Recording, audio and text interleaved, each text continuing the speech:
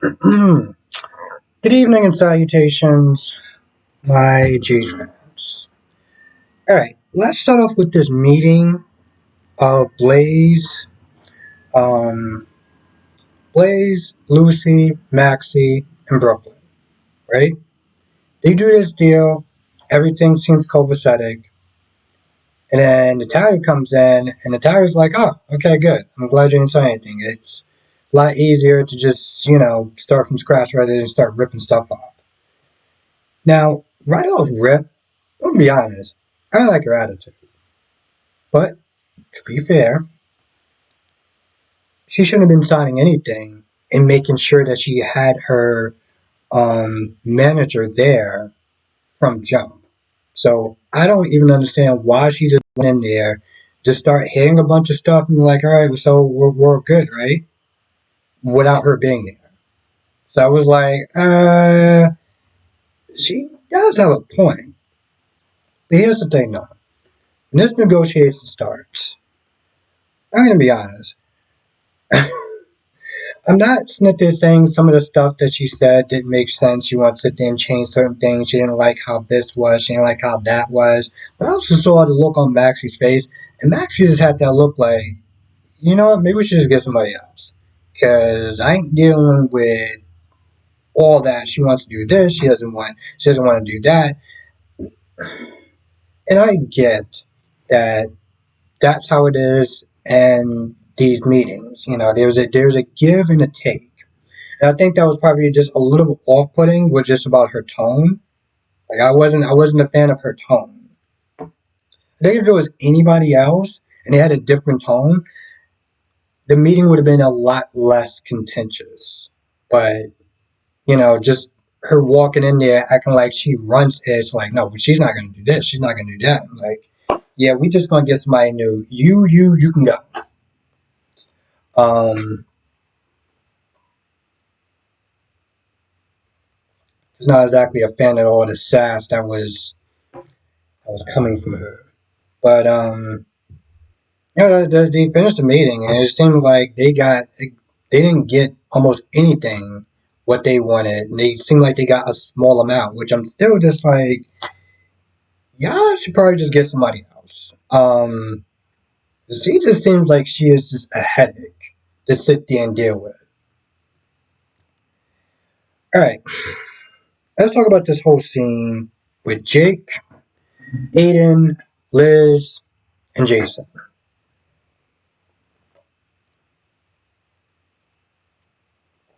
I'm not gonna lie,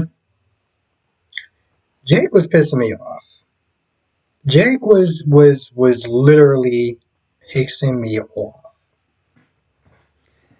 Now, just to play devil's advocate, because that's pretty much my favorite game, I understand the resentment, right? I get it.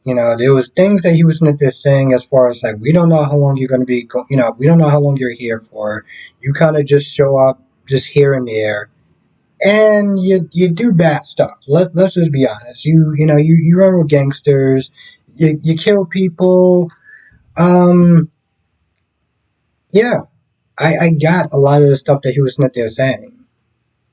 And I think when I even saw the previews, just his hostility when you walked in, he was like, well, what are you doing here? I'm like, are you actually going to sit there and listen?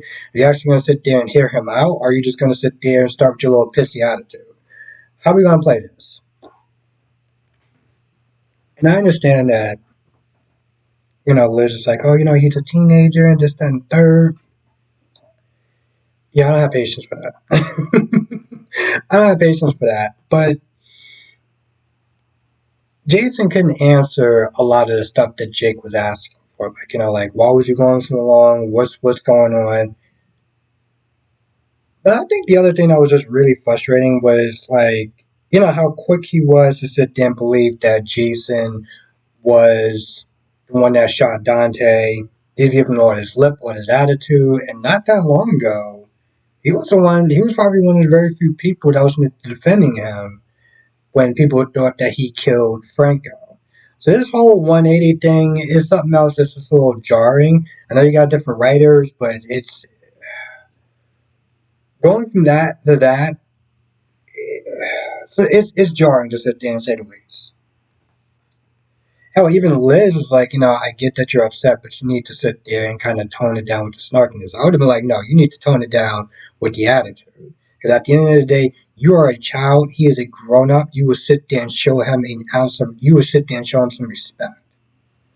I think that's the part that just like bothered me the most. Was just this lack of general respect. Like, you're a kid. I'm an adult. I'm up here, you're right here. Know that power dynamic.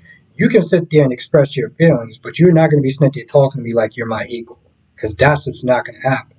I think that was the part that was just so off-putting and kind of pissed me off. And after that, he did sit there and talk. So I did understand where Jake was coming from. I just wasn't feeling the attitude for those reasons. Um,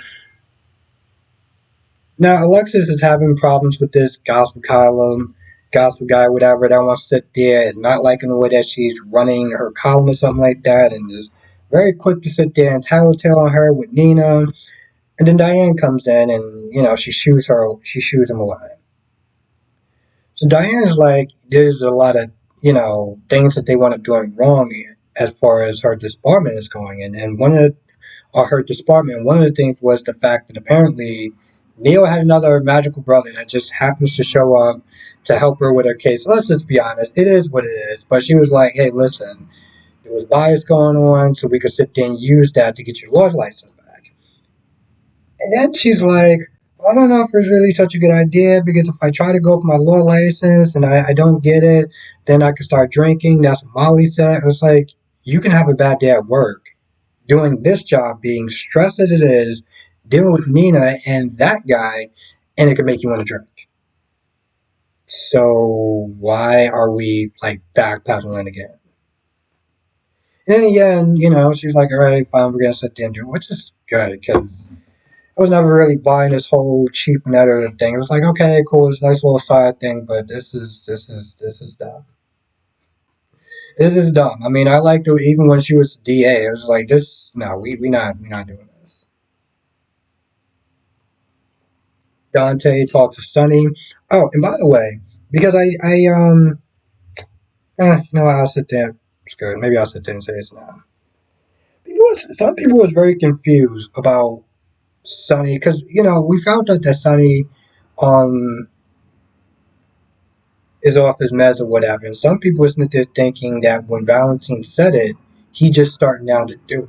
This went back to the beating that he gave Cyrus. Because I remember somebody in my chat was like, um, this doesn't explain all the other stuff he was doing before the episode when Valentine talked about his plan. That plan was already going back to him beating Cyrus in the church. But anyway, um, he tells Dante about Jason. He makes sure, hey, listen, so you sure that Jason didn't do it? And Dante's like, no, he didn't. He helped me out. And, Sonny's like, well, he's an informant, so he's practically dead to me, this, that, and the third.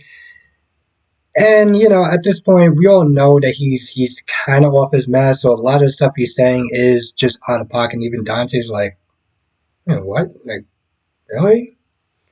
Um. Then after Sonny leaves, Jason comes in, and Jason tells him about being an informant. And the thing is, Dante. One of the things is Dante was like, you must have been in these situations countless times, and people have made you deals, and you haven't took it. So why now? Why now? Because I've been sitting there saying for a while, and a lot of other people have been saying that whatever the FBI is holding over Jason, it's not to get Jason off the hook. It's to get somebody else off the hook. And that's what I feel like Dante was alluding to. Now, while Anna was talking to some guy, I can't remember his name, about putting Dex on the police force and why he's valuable from his experience with Sonny, eventually Sonny comes in. And Anna has this whole different energy. Anna's like, oh, well, what are you doing here? I have work to do and stuff like that. Um, and, The thing that's just, I guess, is kind of laughable to me is that, never mind. Sonny known, Anna known about what Sonny was doing for years, and just turned a blind eye. You sitting there telling me that she turned all the stuff. Oh, he's this, he's that. He's not really that bad because of Robin. Really? Anyway, she has this whole different energy, and she pretty much, when Sonny's like, "So you gonna charge Jason with something?" and Anna was like, "What? No, not at this time. I can always sit there and talk about and assume that they're charging you with something about that whole Cyrus beating." So he's just like kind of surprised, like, what's going on? I mean, I thought we were cool. And he just has that look, like, what are you talking about? Like, why are you coming at me all like you're a cop or something? I mean, I thought we were homies or something. And Anna's like, nope. I'm sorry that you got that mistaken for a very long time, too long if you ask me. But she's like, yo, listen, I'm a cop, and you're an alleged gangster. So you shouldn't be worried about who else I'm going to go after. You should be worried about if I'm going to go after you, pretty much. And just made that very clear, and then just told him to get out. Get the hell out of my office at this point. And so he was just all shocked and surprised, like, what? Do you mean a commissioner is knowing that I'm a known racketeer, is actually kicking me out of her office and telling me that I'm put on notice? What's going on here? It's like topsy turvy town or something. Um, I think that's about it. And I guess on some level, even that I can, because a lot of the stuff he's doing is out of pocket, and I guess his reaction is like, oh, but in the same turn, it's just kind of funny. It's like, bro, you came into the commissioner's office. You are a career criminal, and you're walking into the commissioner's office to sit there and say, hey, listen, what are you planning on doing about that guy? I mean, he probably didn't shoot he probably didn't shoot Dante, but I'm pretty sure he's guilty of something. Not like I'm not guilty of anything, but I mean, what are you gonna do about that guy? Like, it's just laughable in itself. Um. Anyway, I feel like that's about it. I can't think of anything else. I'm pretty sure there's more I could sit there and get on this, but that is the gist of the episode. I'll be doing a live stream tonight, 8 p.m. Eastern, 5 p.m. Pacific, and we'll cover more of whatever I miss, and the other thoughts that I have, because I got like a lot of them. Um, as well, Born and Beautiful, Young and Restless, and Days of Our Lives, which actually, to tell you the truth, Days was actually pretty decent. Wasn't super amazing, but it was pretty decent for what they did, and just thank goodness one of those stories have finally come to a close. I'll say that much. Anyway, with that being said, I'm gonna go. I'll see you in the next video, and hopefully live stream.